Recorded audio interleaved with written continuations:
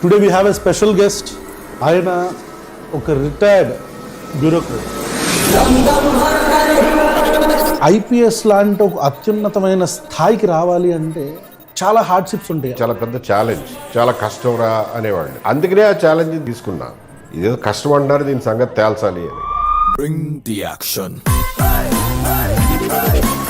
ఒక వర్గమేమో వీళ్ళు మనకు వ్యతిరేకమైన వీళ్ళు అనుకోవటం, ఒక వర్గమేమో వీళ్ళు మనకు అనుకూలం అని అనుకోవటం, ఇట్లా అయిపోయి పబ్లిక్లో పూర్తిగా న్యూట్రల్గా ఉండే పబ్లిక్లో వీళ్ళు ట్రస్ట్ కోల్పోవట్లేదా? కొత్తగా ట్రస్ట్ కోల్పోయేదే ఉందండి. బ్యూరోక్రసీకి ఎప్పుడు వచ్చింది కాబట్టి ట్రస్ట్.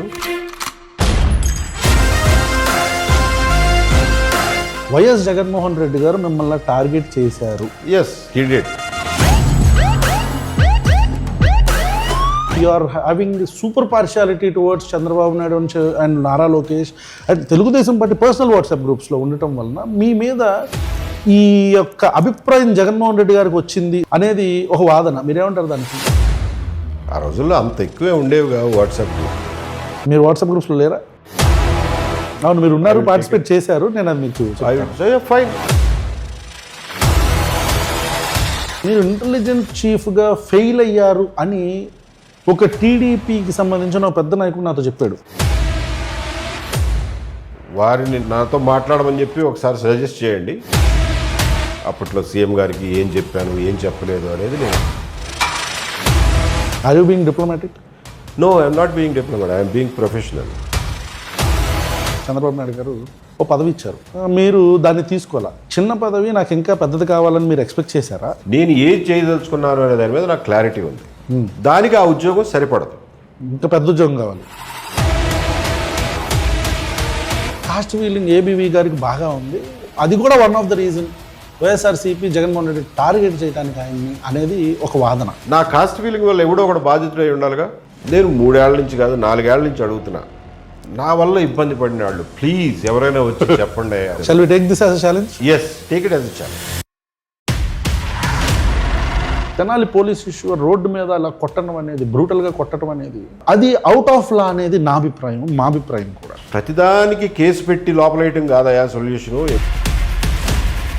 నేనంత పతివ్రతని పతిత్తుని నేను కెరీర్లో ఎప్పుడు ఎవరిని కొట్టలేదు, కొట్టించలేదు అని నేను చెప్పను. కానీ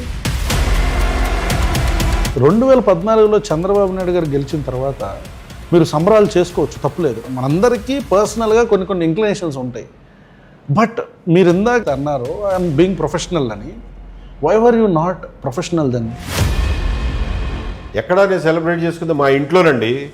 మా ఇంట్లో నేను సెలబ్రేట్ చేసుకోవడం తప్పేను. ఎక్కడ చేసుకోమంటారు? అడవిలోకి వెళ్ళి చేసుకోమంటారా? సో మీ బేసిక్ ఎజెండా ఏంటి? What is your political agenda? Jaganmohan Reddy never again అనేది నా ప్రయారిటీ నెంబర్ 1. ఎందుకు? టీడీపీకి ఎయిడ్ అవుతుందన్నా? బేస్ ఓట్ బ్యాంక్ అంటే గ్రామ స్థాయిలో కూడా జెండాలు పాతే క్యాడర్ ఉన్న ఒక పార్టీ, ఒక పెద్ద నాయకుడిని మీరు టార్గెట్ చేస్తున్నానని ఓపెన్గా చెప్తున్నారు కదా. How do you think you will succeed? Don't under estimate me, I have a plan. Tirupati laddu ఇష్యూలో పవన్ కళ్యాణ్ గారు నానా యాగి చేశారు. మీరేమంటారు? పవన్ కళ్యాణ్ గారు చేస్తుంది కరెక్ట్ అని మీరు అనుకుంటున్నారా? వాస్తవానికి 330 రూపాయలకి ఎవడో ఈ రోజున నెయ్యి సప్లై చేయగలగటం ఇంపాసిబుల్. తనను తను ఐడెంటిఫై చేసుకుని తనను తను రీడిఫైన్ చేసుకోవడానికి ఆ అకేషన్ను వాడుకున్నాను. ప్రశ్న వీడియోస్ చూసి మీ మీద నేను అభిమానం పెంచుకున్నాను. మీలాంటి వాళ్ళు ఇంకా 100ల సంఖ్యలో పుట్టుకురావాలి అనేది నేను ఎప్పుడు కోరుకున్నాను.